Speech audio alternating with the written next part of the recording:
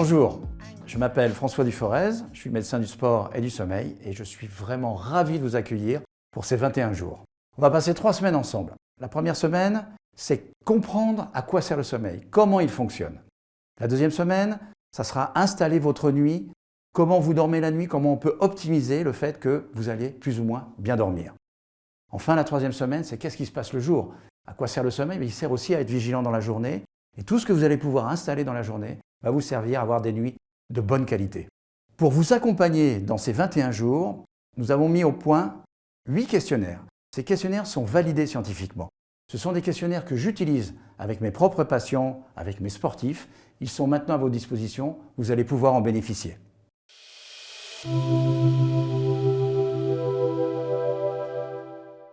En fait, le sommeil n'est pas du tout un état passif, c'est un état actif. Son rôle principal, c'est de régénérer tous les déficits corporels et cérébraux qui vous sont arrivés dans la journée. En quelque sorte, c'est du resetting jour après jour pour avancer dans votre vie. La première chose à régénérer, ce sont les hormones. Et si on rentre dans le détail des hormones, l'hormone principale est l'hormone de croissance qui est sécrétée notamment dans la première partie de nuit. À quoi sert l'hormone de croissance? Elle sert à élaborer des protéines, à réparer tous les dommages cellulaires, mais également pour régénérer le système immunitaire. D'autres hormones sont également sécrétées pendant la nuit. Citons la testostérone par exemple, c'est-à-dire que la masse musculaire, la libido, la fécondité, c'est grâce à cette testostérone que vous sécrétez uniquement pendant la nuit que vous pouvez avoir ce type de fonction. Le sommeil permet également, c'est moins connu, de réguler le poids. Je vais vous l'expliquer très simplement. Nous avons deux hormones qui permettent justement de réguler le poids. La première est la leptine, qui est l'hormone de la satiété. La deuxième est la ghréline, qui est l'hormone de la faim. Quand on dort mal, ces hormones ont un rôle qui s'inverse et vous avez la ghréline qui est en augmentation pendant la nuit et la leptine qui est en diminution. Ça veut dire qu'on va augmenter son métabolisme, on va avoir faim pendant la nuit et donc c'est l'origine de tous ces problèmes de type diabète, obésité qui peuvent mener même jusqu'à des maladies cardiovasculaires. Également, pendant la nuit, on économise son stock d'énergie. Ça a été calculé. 32% d'énergie économisée grâce à 8 heures de sommeil.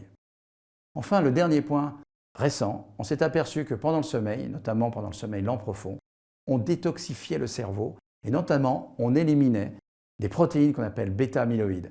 Ces protéines bêta-amyloïdes sont une des raisons principales de l'apparition de maladies type maladie d'Alzheimer. Si vous dormez bien, eh bien, c'est peut-être la meilleure prévention pour éviter ce type de maladie neurodégénérative type Alzheimer. Au niveau cérébral, un des points clés du sommeil, c'est justement de régénérer la mémoire. Et notamment deux types de mémoire. La première mémoire est la mémoire déclarative. C'est la mémoire des souvenirs, des connaissances, des événements. Et le sommeil, notamment le sommeil lent profond, permet de consolider ce type de mémoire. La deuxième mémoire est la mémoire procédurale. Elle est clé pour l'apprentissage, pour apprendre, mais également pour diluer les émotions. Et cette mémoire procédurale est particulièrement efficace et régénérée dans un sommeil de deuxième partie de nuit qu'on appelle le sommeil paradoxal. Enfin, un des points clés du sommeil, c'est l'apparition des rêves. Ce n'est pas parce que vous ne vous souvenez pas de vos rêves que vous avez mal dormi. Par contre, rêver est nécessaire à la vie. Finalement, à quoi sert le rêve?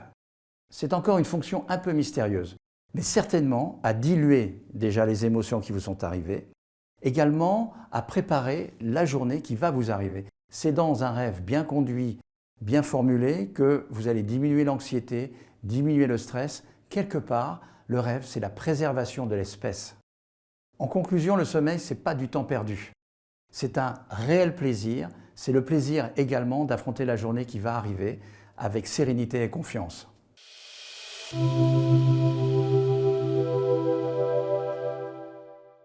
La vraie question, c'est de savoir quel type de dormeur vous êtes.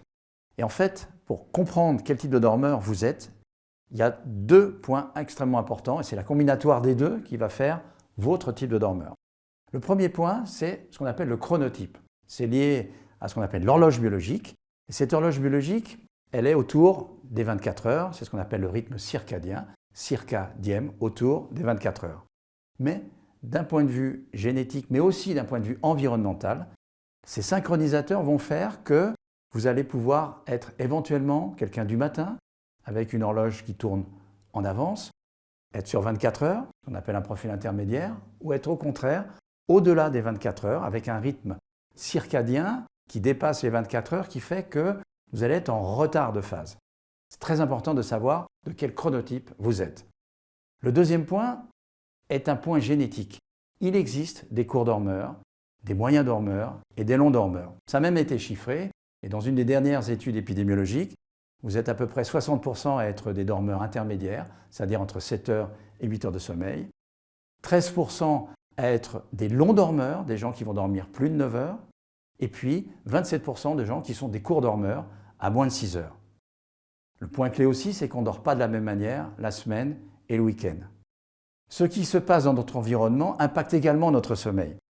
L'exemple frappant est, pendant la pandémie, le fait que, avant cette pandémie, 49% des gens se plaignaient de leur sommeil.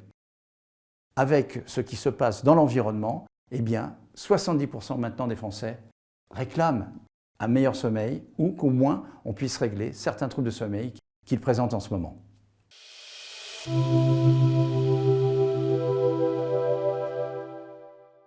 Et maintenant, à la fin de cet épisode, je vous propose de remplir votre évaluation pour savoir de quel chronotype vous faites partie. Cela vous permettra peut-être de mieux comprendre et surtout de mieux adapter les conseils et les pratiques qu'on va vous proposer en fonction de qui vous êtes, quel type de dormeur je suis.